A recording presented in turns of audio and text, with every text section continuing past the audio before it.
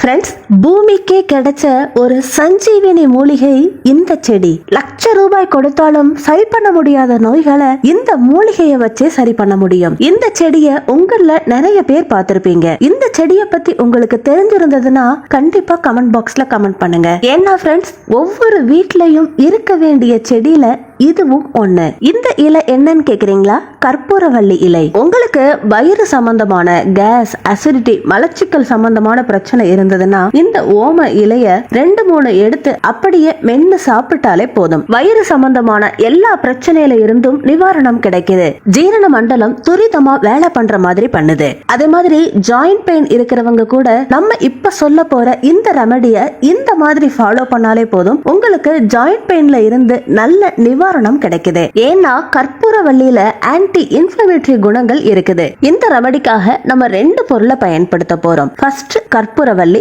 2வது வெந்தயம். வெந்தயம் நம்ம உடம்புக்கு ரொம்ப நல்லது. எந்த அளவுக்குன்னா கோலன் கேன்சரை கியூர் பண்ற சக்தியும் இந்த வெந்தயத்துக்கு இருக்குது. அதே மாதிரி அசிடிட்டி, ஜீரண சம்பந்தமான பிரச்சனையையும் சரி பண்ணுது. முக்கியமா டயபெட்டிக்ஸ், அனீமியா பிரச்சனையையும் கியூர் பண்ணுது. ஆனா இத அதிகமா எடுத்துக்க கூடாது.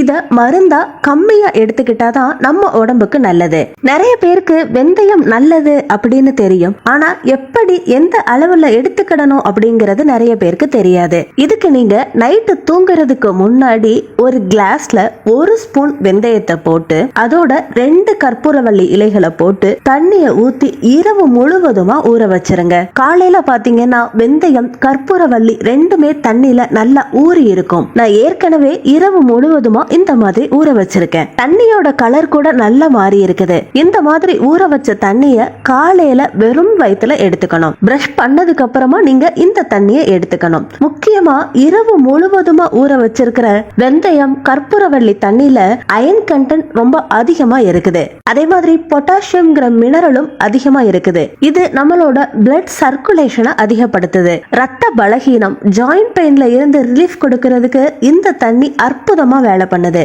முக்கியமா இதுல கேலக்டமன், பொட்டாசியம் கண்டென்ட் அதிகமா இருக்கிறதால பேட் கொலஸ்ட்ரால் லெவலை குறைக்குது. ஹார்ட் சம்பந்தமான அநேக விதமான பிரச்சனையை குறைக்குது. இதுல ஃபைபர் கண்டென்ட்டும் அதிகமா இருக்கிறதால பிளட் சுகர் லெவலை கண்ட்ரோல் பண்ணுது. ஃபைபரோட ஆன்டி ஆக்சிடென்ட்டும் இருக்கிறதால ஜீரண சம்பந்தமான பிரச்சனையை அதிகப்படுத்தி நம்ம உடம்புல இருக்கிற நச்சு கிருமிகளை வெளியில அனுப்புது. அதனால மலச்சிக்கல், கேஸ், அசிடிட்டி பிரச்சனையும் தூரமா போயிருது. யூடிஐ இன்ஃபெக்ஷன் இருக்கிறவங்க கூட இந்த ட்ரிங்கை எடுத்துக்கிட்டீங்கன்னா உங்களோட யூரின் ட்ராக் இன்ஃபெக்ஷன் ப்ராப்ளத்தை கண்ட்ரோல் பண்ணுது. அதே மாதிரி நீங்க ஊற வச்ச வெந்தயத்தையும் கற்பூரவள்ளி இலையையும் தூர போடணும் அப்படிங்கிற அவசியம் கிடையாது. கற்பூரவள்ளி இலைய நல்லா மென்னு சாப்பிட்டதுக்கு அப்புறமா இந்த வெந்தயத்தை நீங்க அப்படியே மென்னு சாப்பிடலாம். இல்லாட்டி ஊற வச்ச வெந்தயத்தை ஒரு துணியில போட்டு நல்லா கட்டி 24 மணி நேரம் வச்சுட்டீங்கன்னா இந்த மாதிரி முளை கட்டி இருக்கும். இந்த மாதிரி முளை கட்டின வெந்தயத்தை நீங்க பிரேக்ஃபாஸ்ட் நேரத்துல சாப்பிட்டீங்கன்னா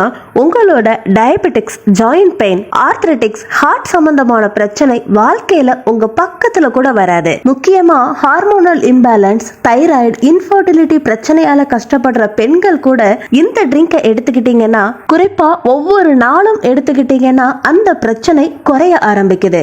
இந்த வெந்தயம், கற்பூரவள்ளி இலை ஊற வச்ச தண்ணிய நீங்க ஒவ்வொரு நாளும் எடுத்துக்கிட்டீங்கன்னா வாழ்க்கையில எத்தனையோ நோய்களை குணப்படுத்த முடியும். இது பிராக்டிக்கலா என்னோட ஓன் எக்ஸ்பீரியன்ஸ்ல உங்ககிட்ட சொல்றேன். ஃப்ரெண்ட்ஸ், தெரிஞ்சுக்கிட்டீங்க இல்லையா?